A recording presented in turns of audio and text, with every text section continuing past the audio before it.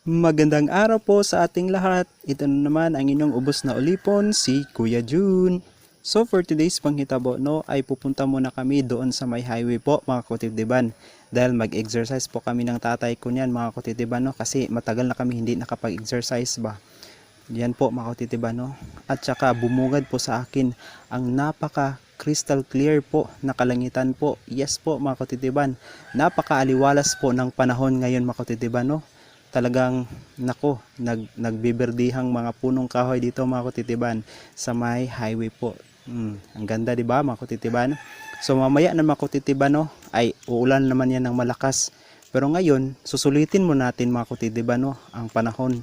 Tapos meron pa akong pinuntahan diyan mga kutitiban, yung naibida ko sa inyong small but terrible po mga kutitiban. At titignan po natin kung ano po ang mga health benefits po na makukuha natin dun sa